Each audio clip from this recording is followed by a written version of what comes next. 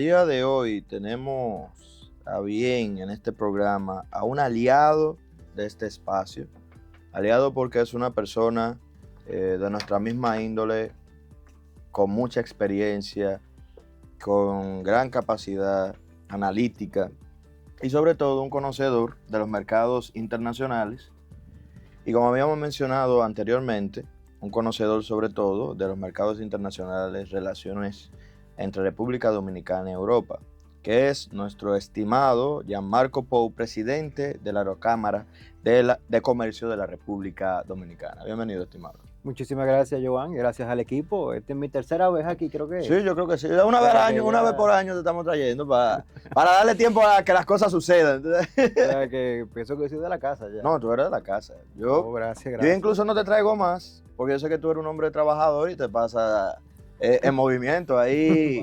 Ya marco de la gente que yo lo sigo como fan, porque yo lo veo reunido con los embajadores europeos, con el presidente. Este hombre se va a pasar más con el presidente que uno. Gracias a Dios.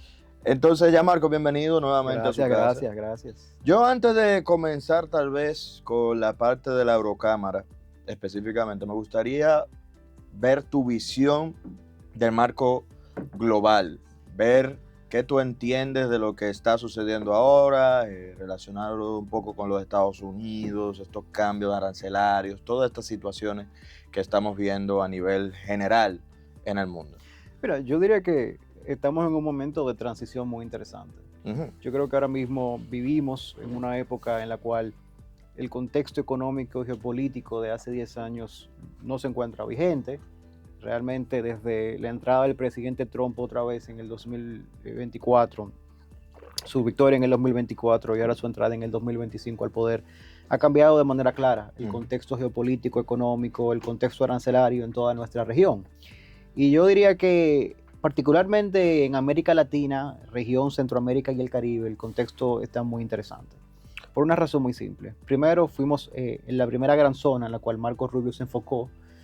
Marco Rubio, para quienes no sepan, antes de ser secretario de Estado, fue senador de la Florida y se le denotó como el secretario de Estado cuasi para América Latina, porque siempre ha sido, conjuntamente con Bob Menéndez, una de las dos personas más relacionadas con el contexto latinoamericano. Siempre ha venido mucho al país y ha sido uno de nuestros dos puntas de lanza con el gobierno de los Estados Unidos. Pero lo que ahora está pasando, que es muy interesante, es que los Estados Unidos nos está dando una relevancia muy particular. ¿Por qué? Bueno, eso se explica solo.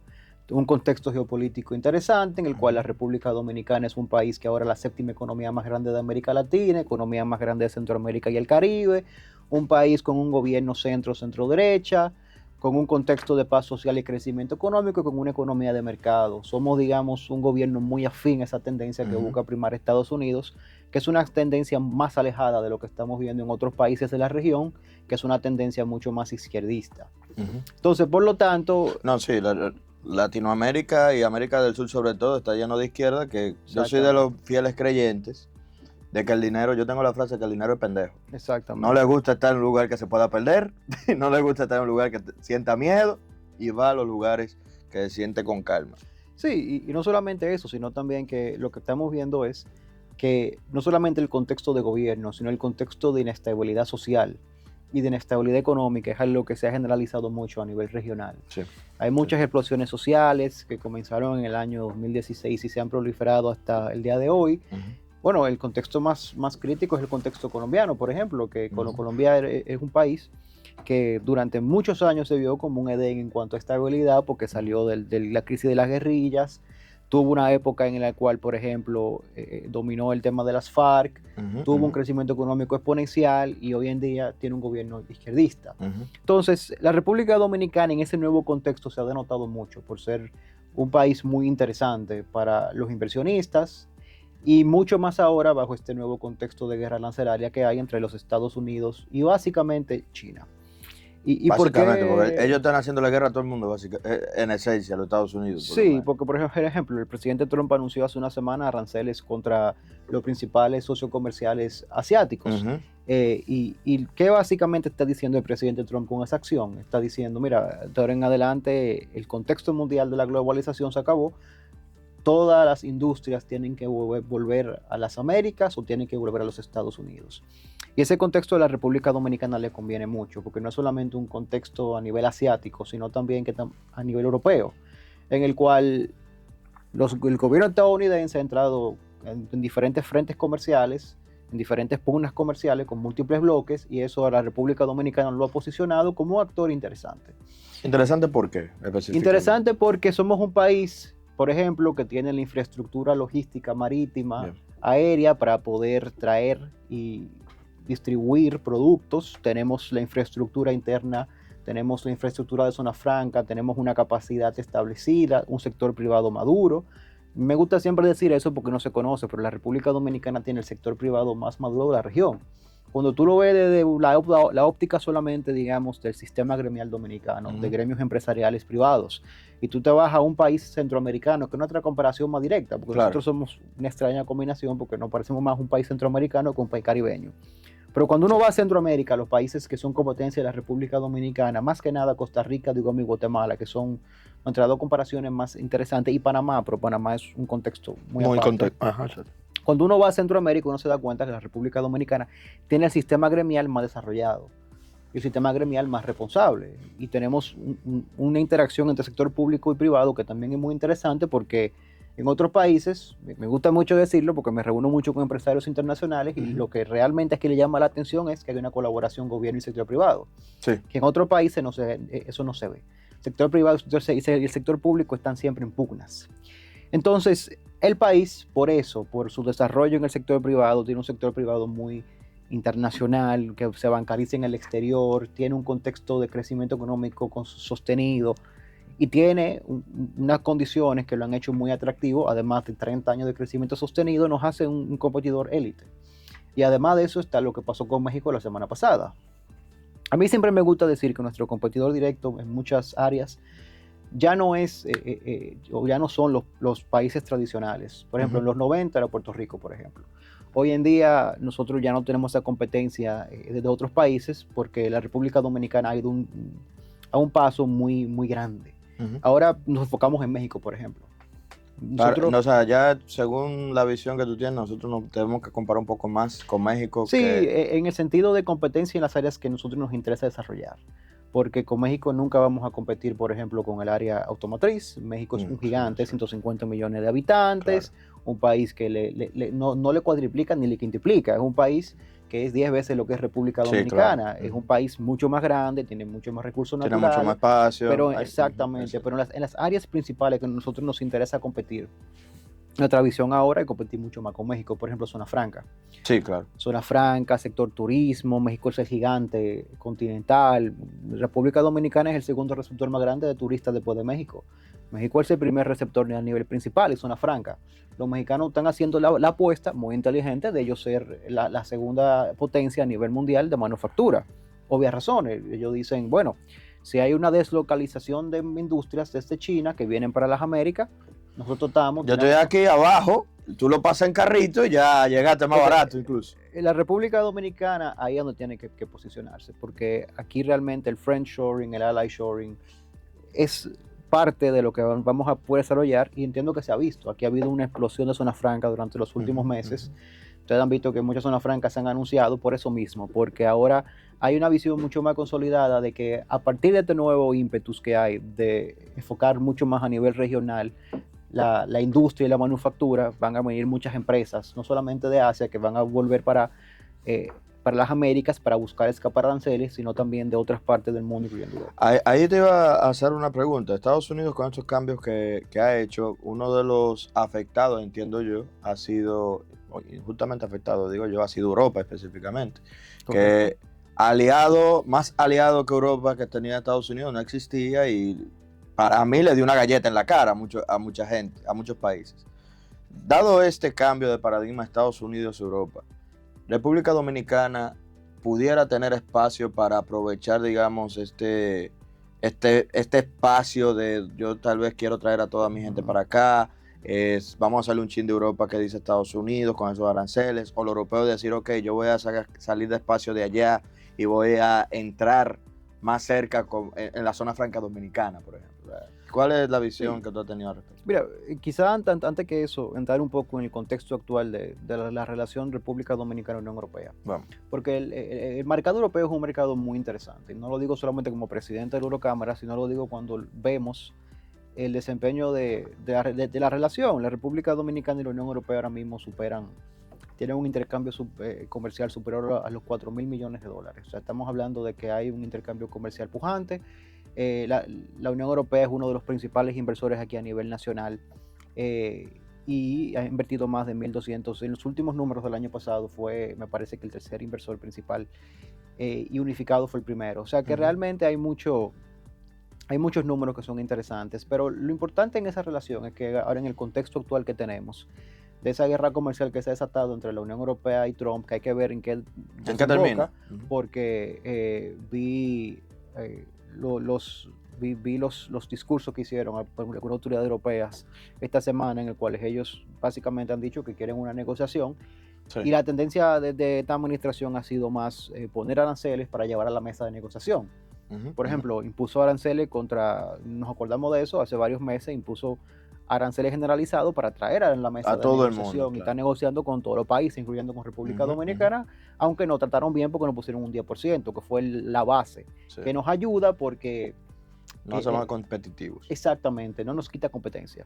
Si hubiéramos tenido un 20, por ejemplo, y el resto de la región hubiera tenido un 10, pues entonces tuviéramos una desventaja comparativa. La República Dominicana está en el margen normal de un 10, mientras que, por ejemplo, los mexicanos le pusieron la semana pasada un 25, que eso lo pone a ellos en una desventaja comparativa, que lo hace un flip completo, porque antes los mexicanos tenían solamente aranceles sobre la industria automotriz. Sí, que era la que es de conflicto de ellos, digamos. Exactamente. Así. Pero con la Unión Europea hay un contexto interesantísimo para la República Dominicana. ¿Por qué? Porque tenemos ahora mismo un contexto con Estados Unidos en el que estamos negociando con ellos, en el cual tenemos un arancel base de un 10%, somos de los países más atractivos a nivel regional, y tenemos con la Unión Europea el EPA, sí, el Acuerdo de Asociación Económica entre los países del Caribe y la Unión Europea, que nos da un punto de entrada interesantísimo. ¿Por qué? Porque al final del día ese punto de entrada interesante permite que una empresa europea que, por ejemplo, quiere poder seguir exportando a Estados Unidos y poder evitar los aranceles, pueda venir a la República Dominicana y localizarse en un parque de zona franca. Sí. Y no solamente eso, nosotros somos el socio comercial más importante de la Unión Europea en el Caribe. Y somos de los más importantes en Centroamérica, somos uno de los top 2. Y también dentro de ese mismo detalle, estamos muy bien conectados tanto con la Unión Europea como con Estados Unidos. Somos el país con mejor conectividad de la región con la Unión Europea, que es increíble. Inclusive vi un estudio muy interesante que analizaba la conectividad entre la República Dominicana y la Unión Europea, y Brasil y la Unión Europea. Y estamos mejor conectados. ¿Que Brasil? Sí. Ya tú sabes. Porque, y no solamente lo vemos, por ejemplo, en el tema de la conexión logística. Bueno, todas las exportaciones, no todas, la gran mayoría salen a través del puerto de Caucedo, que es el puerto más importante a nivel caribeño. Y estamos hablando de que un cargamento llega en 8 o 9 días, y un cargamento vía avión llega en alrededor de 8 horas. Me dirijo básicamente pensando en los puertos principales de la Unión Europea, puerto de Hamburgo, por ejemplo, puerto de Amberes, pero hay esa interconexión muy favorable, y somos el país más competitivo también en el tema de reformas, que eso es algo muy interesante, porque el país realmente... ¿Reforma en qué sentido? Exacto. Porque reformas en tú sabes que ahora mismo la palabra reforma es reforma fiscal, eso es lo que la gente entiende. Tú dices reforma y ya la gente cree que es impuesto que tú hablas ahora. No, cuando yo me refiero, correcto, eso es muy correcto, y vamos a ver qué pasa ahora, pero cuando yo hablo del tema reformas, me refiero a reformas en el tema aduanal, con el tema del despacho de 24 horas, la iniciativa que ha llevado a cabo la Dirección General de Aduanas, que nos ha puesto... digamos, en el top de la fila, porque el contexto de República Dominicana y el CARIFORO es interesante, porque el CARIFORO, que es una entidad que se creó solamente para negociar con la Unión Europea este acuerdo de libre comercio, es una entidad que realmente es interesante en el sentido de que tiene muchas diferencias. Por ejemplo, la República Dominicana lidera a todos los países en el tema de integración con el mercado europeo. Hay otros mercados, por ejemplo, como por ejemplo Trinidad y Tobago, Antigua y Barbuda, los cuales son más proteccionistas que la República Dominicana. Sí. Han tenido una tendencia mucho más de proteger su producción local. Que no es mucha. Cuando uno se compara Con República Dominicana no es mucha, pero son más proteccionistas. Lo ven como con un poco más de miedo. La República Dominicana no. La República Dominicana ha arancelizado la gran mayoría de los códigos que estábamos obligados, y la realidad del caso es que somos el país más competitivo en esa área. Inclusive, si el contexto en el CARIFORO fuera más de hacer y de llegar a acuerdos más competitivos, la República Dominicana pudiera inclusive irse mucho más para adelante. Pero nosotros estamos en el top de los países que realmente tienen una relación positiva con la Unión Europea. Ahí te iba a preguntar, hemos hablado de la Unión Europea para acá, que tiene muchas oportunidades de traer esos mercados o esos productos tal vez a producir aquí en la zona franca, que me parece una observación muy positiva e importante. Pero también me gustaría saber de nosotros para allá, ¿cuál es la visión del dominicano en la Unión Europea hasta ahora, la sensación? Lo digo porque a lo largo de la historia el dominicano muchas veces se ha visto como que no le queda bien al mercado europeo. Es en el sentido de tal vez producción agrícola, ese tipo de cosas, pero entiendo que se han hecho trabajos también para ir avanzando en favor de mejorar la imagen de la República Dominicana. Por lo tanto, me gustaría saber más o menos cómo se ve o cómo un dominicano ya es percibido en la Unión Europea, y también qué espacios tiene de también hacer negocio en este contexto un dominicano para con la Unión Europea. Sí, mira, es muy interesante porque cuando uno ve la cifra comercial entre la Unión Europea y la República Dominicana, uno va a ver particularmente 2021-2025 o 2021-2024, porque lo que tenemos en 2025 son 6 meses, y con eso tú no armas una matriz clara del desempeño anual. Pero digamos 2021-2024, llegamos un pico en el 2023, 4.136 millones de dólares, tuvimos un poco de una baja en el 24, tuvimos un pico en el 22, en el 23 bajamos un poco por el tema del ferroníquel y el tema de Falcón, subimos otra vez. Pero hay dos tendencias que son interesantes. Primero, los europeos están exportando más a la República Dominicana y cada año están exportando más. O sea, hay un interés porque el mercado dominicano se ha ido expandiendo. Aquí vienen y traen productos para acá. Que eso es un fenómeno histórico porque, por ejemplo, antes aquí había muchas industrias que suplían solamente al mercado interno. Sí. Durante los 50, los 40, los 30, principios de los 60, antes de que entrara la globalización. Pero también de la misma manera, los dominicanos estamos vendiendo más a la Unión Europea. Hemos ido cerrando el déficit comercial que tenemos con la Unión Europea, que ha sido considerable, pero la República Dominicana tiene déficit comercial con el mundo. El mundo, sí, no, hay que decirlo. Nos gusta comprar, nosotros somos buenos compradores. Exactamente. Lo bueno es que, por ejemplo, con el Caribe, que eso sí era lo que era vergonzoso, nosotros hemos cerrado el déficit comercial y ahora tenemos un superávit comercial. Pero cuando tú vas a Centroamérica, por ejemplo, la República Dominicana tiene un déficit comercial con todos los países centroamericanos. Con Panamá, que por ejemplo, Panamá no tiene industria interna. Panamá tiene, creo que son 2 o 3 industrias, tenemos un déficit comercial con Panamá. O sea, nosotros realmente lo que hemos visto es, y eso es algo histórico. Eso no es de ahora, no, sí. No, eso es algo histórico de la República Dominicana, por eso es que estamos tan enfocados en el tema de exportaciones, de crear manufactura local, de crear oportunidades locales para poder exportar, porque eso es una tendencia histórica que tiene la República Dominicana. Pero lo que vemos, por ejemplo, con la Unión Europea es que hemos ido cerrando los números.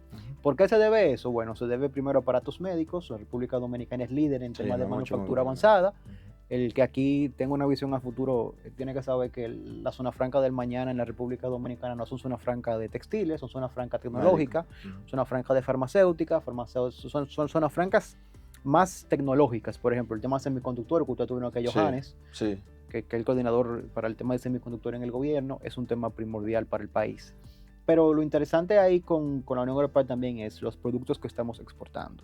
La canasta básica dominicana, lo que usualmente exportamos, que todo el mundo lo conoce, cacao, café, tabaco, ron, lo que el dominicano exporta. Ahora mismo que vemos que hay una transición, la República Dominicana ahora tiene productos en el mercado europeo que son mucho más interesantes. Por ejemplo, somos líderes en cacao orgánico, somos líderes también en banano orgánico. Hay que ver qué pasa porque hay una reglamentación nueva de la Unión Europea. Pero han ido cambiando, sí, de los fertilizantes, pero ese tipo de cosas. El futuro son exportaciones mucho más manufacturadas, mucho más industrializadas. ¿Y esas cómo tú las has visto? ¿Han ido evolucionando bien? O sea, porque una cosa tú decías es el futuro, pero todavía estamos haciendo los pasos, y otro ya el futuro que se está viendo encaminado. O sea, Hasta ahora, ¿cómo lo percibe? Mira, aquí nosotros hemos hecho un buen trabajo pudiendo posicionar esas exportaciones para allá. Tenemos mucho que hacer. Ahora mismo estamos en la etapa infantil de poder realmente hacer ese tipo de exportaciones, pero lo estamos haciendo bien. Y yo diría que para el futuro, yo tengo una tesis muy clara de cuál es el futuro de las exportaciones dominicanas. Yo digo que el futuro de la exportación y de la economía dominicana son 3 sectores que son claros. ¿Cuáles?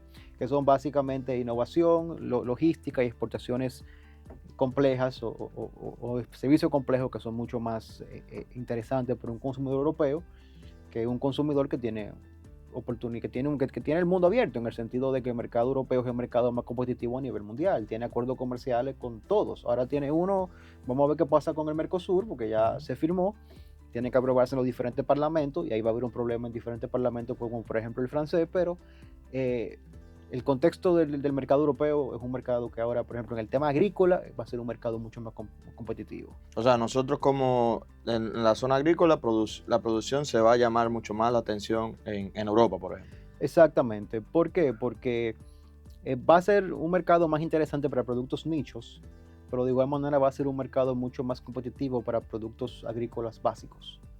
¿Básico en qué sentido? O sea, porque el nicho entiendo es orgánico, entiendo que eso es nicho. Por ejemplo, es un nicho orgánico, pero por ejemplo, mercado, productos básicos, por ejemplo, que la República Dominicana exporta, aguacate, por ejemplo, va a ser un mercado más competitivo. También normal, digamos. Sí, porque comida. Los suramericanos, exactamente, los suramericanos son productores netos. Los suramericanos, los argentinos, por ejemplo, con el campo, la riqueza argentina viene del campo. Sí.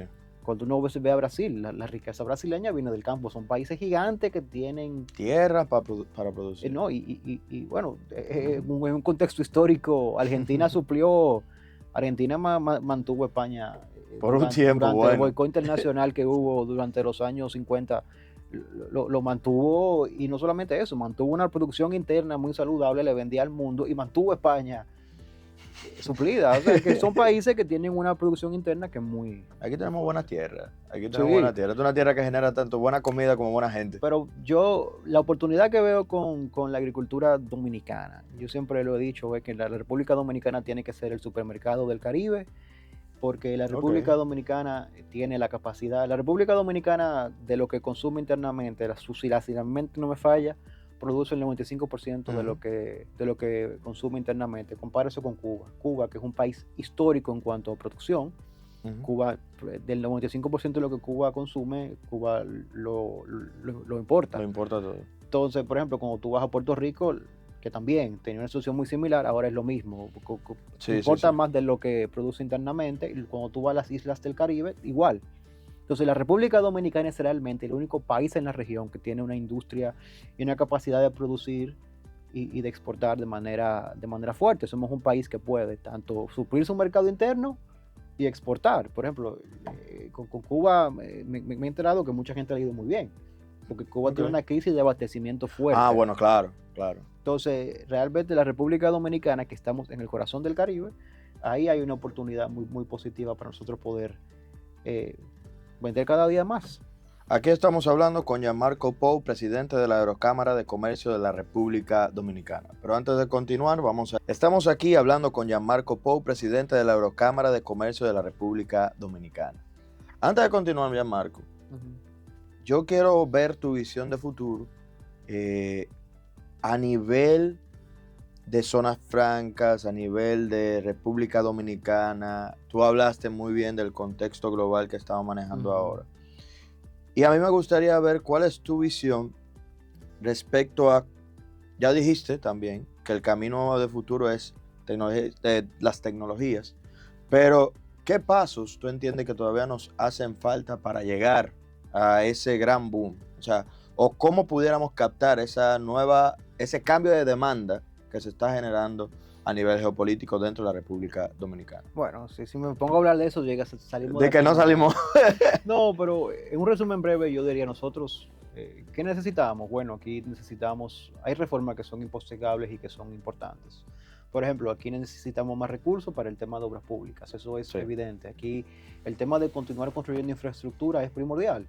La República Dominicana tiene no solamente que poder continuar su paso de modernización, sino que también tenemos que tener la capacidad de construir infraestructura necesaria para el futuro. Ahí viene, por ejemplo, el tema de la reforma fiscal, que hay que ver qué ahora el gobierno hace, porque realmente hay un cambio en el equipo económico del gobierno. La designación de Magín Díaz me dice a mí que el gobierno va, quizá no por una reforma, pero el gobierno... Algo va a tener que hacer. Exacto, el gobierno va a buscar más recursos, porque realmente lo necesita. Cuando uno ve la tasa de recaudación, va subiendo, pero de igual manera el gobierno tiene un gasto que de igual manera va subiendo. Entonces, el gobierno va a tener que buscar más recursos y entiendo que van a querer hacer obras, particularmente en estos 3 últimos años del gobierno del presidente Abinader. Así que vamos a ver qué pasa, porque ahí Imagín es con Magín le tenemos mucha confianza por el tema de que es un interlocutor.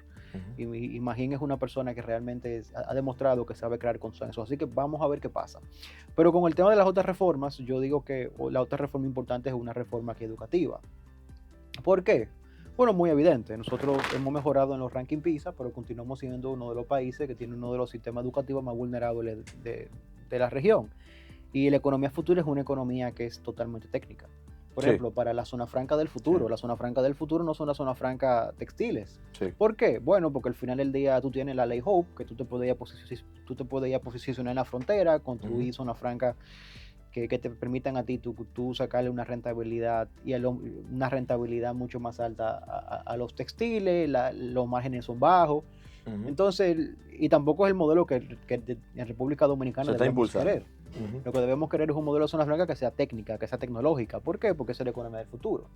Pero eso va a significar que vamos a requerir una mano de obra mucho más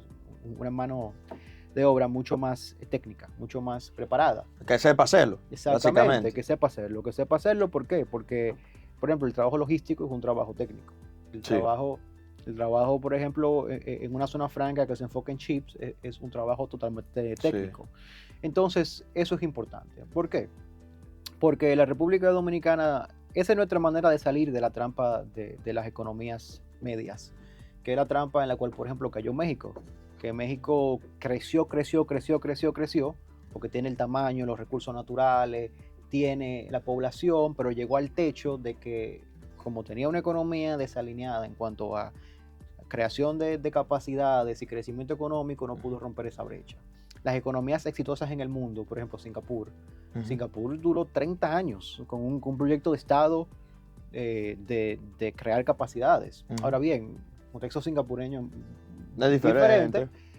Aunque la visión de Lee Kuan Yew es increíble, cuando uno lee el libro de él, recomiendo que todo el mundo lo lea porque la biografía es muy buena. Pero la República Dominicana tiene que vencer ese obstáculo. Necesitamos aquí capacitación técnica mucho más consolidada, necesitamos aquí ser un hub realmente de atracción de talento que sea...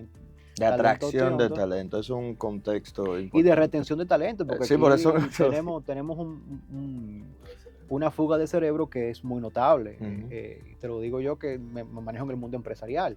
Aquí hay una fuga de cerebro que realmente es notable y eso es preocupante. ¿Por qué? Porque crear aquí capacidad para que se vaya a otro país... Que sucede mucho. Demasiado. Que sucede mucho, es realmente un problema fuerte. Y el dominicano tenemos que darle al dominicano las razones para querer quedarse en la República Dominicana. Claro que sí. Entonces, eso es importante. Hay otras reformas que también hay que hacer aquí, pero yo diría que ahora mismo las dos importantes son ver cómo el gobierno puede primero recaudar más, porque eso es lo que todos queremos, porque se necesita recaudar más dinero. Yo tengo una visión un poco mixta en ese sentido. En la propuesta original que se hizo, yo no estaba de acuerdo con el tema de toda la eliminación de incentivos. Yo pienso que hay que manejarlo casuísticamente, hay que ver cuáles sectores pueden aguantarlo. Y segundo, yo pienso que de igual manera el incremento de impuestos tiene que ser manejado de una manera Yo soy muy de mercado libre. Creo que realmente el logro... Esto es un buen lugar para defender justamente eso. El futuro de la República Dominicana es un futuro en el cual tenemos que tener más competitividad y realmente tenemos que mantenernos siendo una economía competitiva en cuanto a impuestos. Si no lo somos, y es lo que yo digo, estamos ahora mismo en el tope de la región, pero tenemos competidores ahí, por ejemplo, El Salvador. Sí. Salvador se ha convertido en 4 años en una de las economías más populares de Centroamérica. Sí. Yo estaba en El Salvador hace varios meses y lo que ha hecho Bukele es impresionante en cuanto a, primero, la seguridad, pero más allá el dinamismo económico que ha hecho. Claro. Porque la seguridad trae la inversión. Claro. Entonces, tenemos competidores en la región, en lo cual es... No, y El Salvador, por ejemplo, también tuvo la peculiaridad que el miedo se deshizo allá. O sea, el miedo paraliza a la gente, paraliza el consumo, y los dos factores de la seguridad, de la confianza, que la gente ya puede salir a comercializar tranquilamente. Exactamente. Y que los inversionistas también ven justamente esa misma dinámica, impulsa. No, y que no tienes que pagarle a nadie, por ejemplo. Exacto. El esquema de protección que había allá anteriormente. Que era abusivo. Exactamente. Y además de eso, es un gobierno que ha sido muy innovador.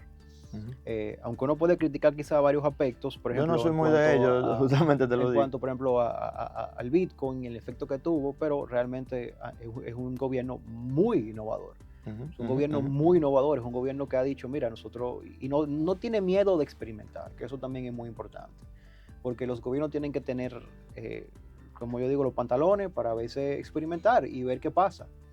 Y hay veces que una decisión puede ser negativa o puede ser positiva, pero para un gobierno es importante continuamente ver qué funciona y ver lo que funciona, que es el ejemplo asiático, por ejemplo, que fue lo que hizo Singapur, que Singapur uno lo ve como una odisea, pero Singapur durante 50 años, ¿qué fue lo que hizo? Primó el tema educativo, tuvo una visión clara de cuál era su futuro económico y de igual manera tenía un líder que era muy innovador. Sí. Que decía mucho, bueno, el contexto ya político es muy diferente, evidentemente, un país asiático no puede implementar lo mismo, no funciona igual. No funciona allá, es un modelo confusionista el modelo allá, pero realmente lo que sí vemos es que es necesario un gobierno que sea innovador, porque eso es importante.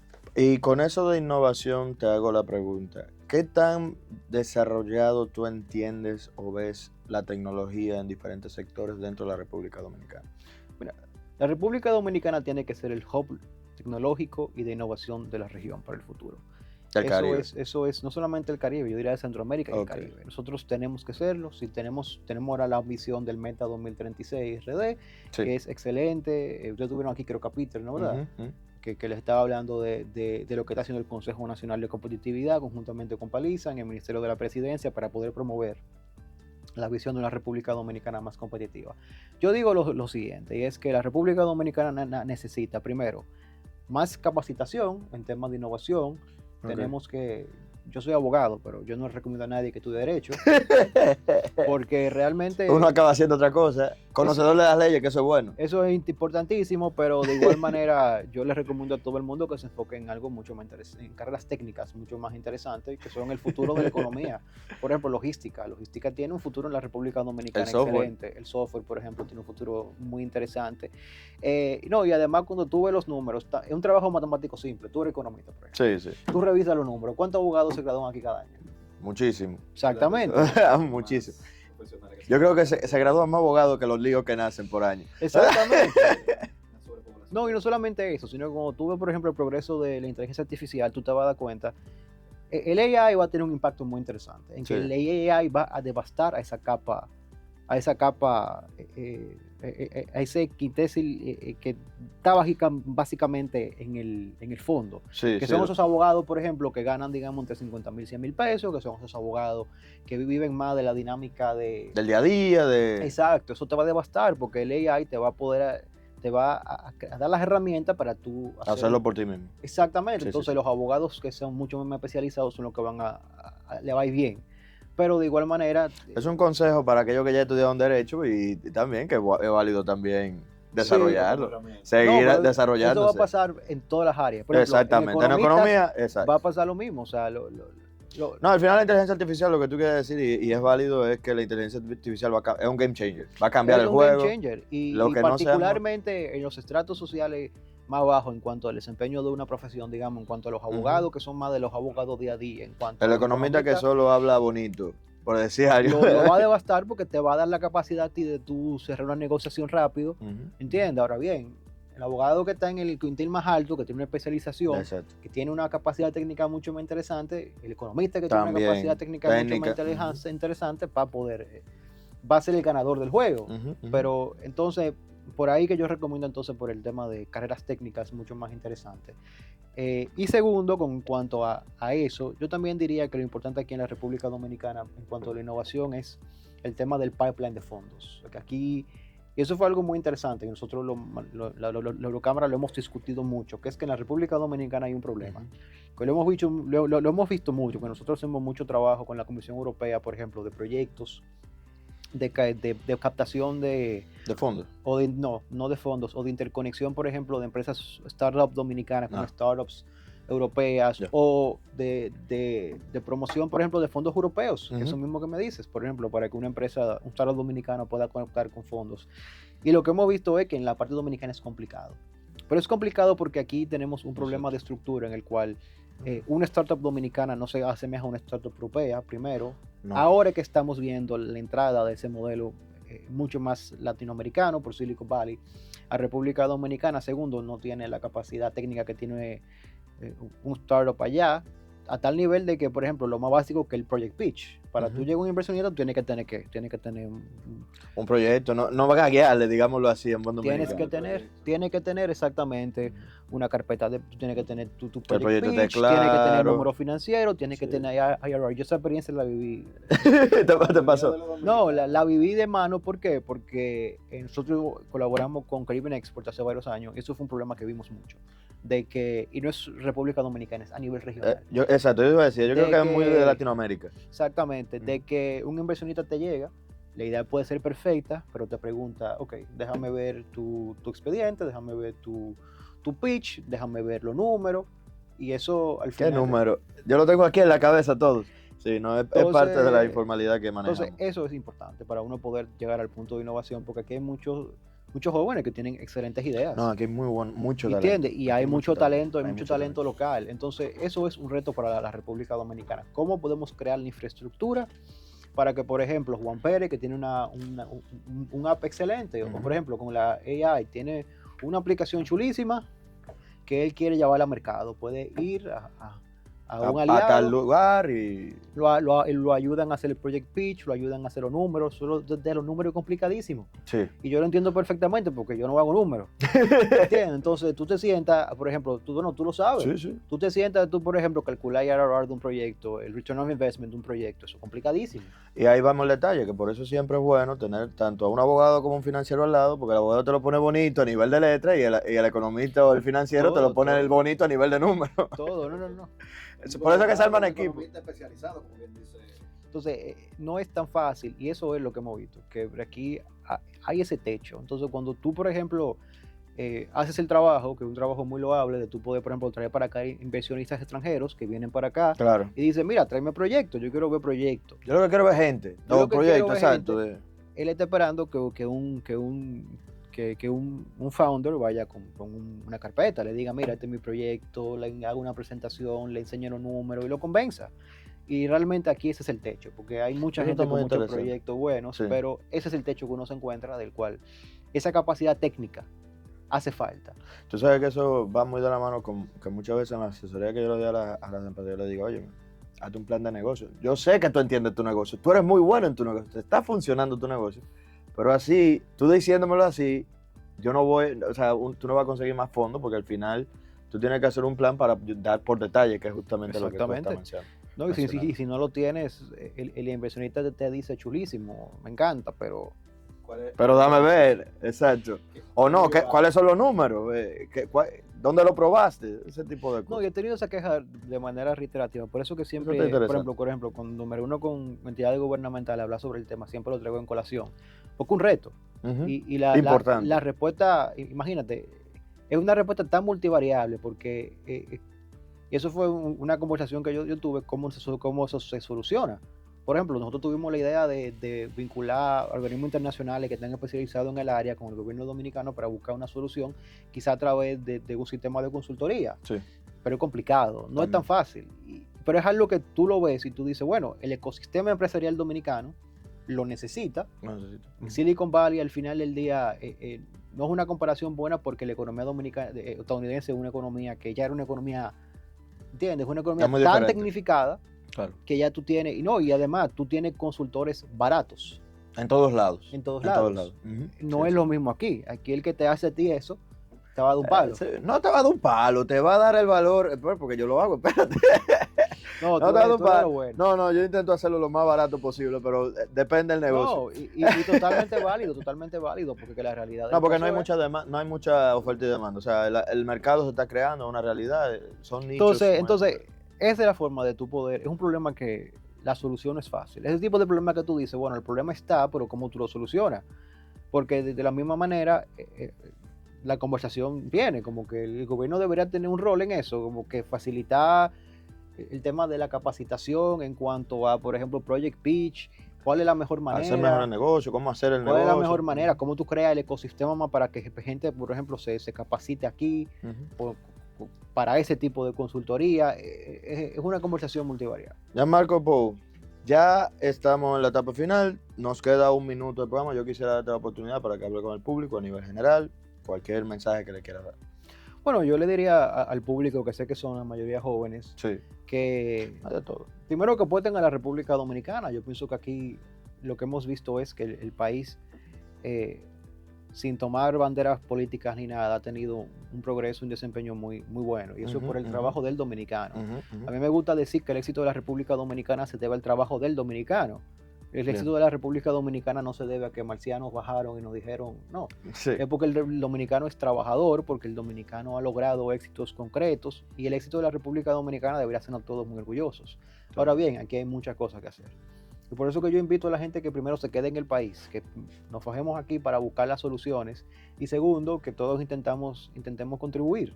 Y desde el punto de un startup, señores, aquí lo que más necesitamos ahora mismo es innovación. Sí. Y eso es un valor y un aporte a la patria. Es un aporte a la patria tú decirme a mí, mira, yo estoy contribuyendo para mi país en ese sentido. Ya Marco Pou, presidente de la Eurocámara de Comercio de la República Dominicana. Para nosotros ha sido, como siempre, un placer tenerte nuevamente aquí en este programa. A ustedes, muchas gracias. A ustedes que nos escuchan, hemos llegado al final del programa. Queremos darle muchas gracias por acompañarnos, desearles que tengan un muy buen fin de semana y sigan en sintonía en esta su emisora, la Super 7.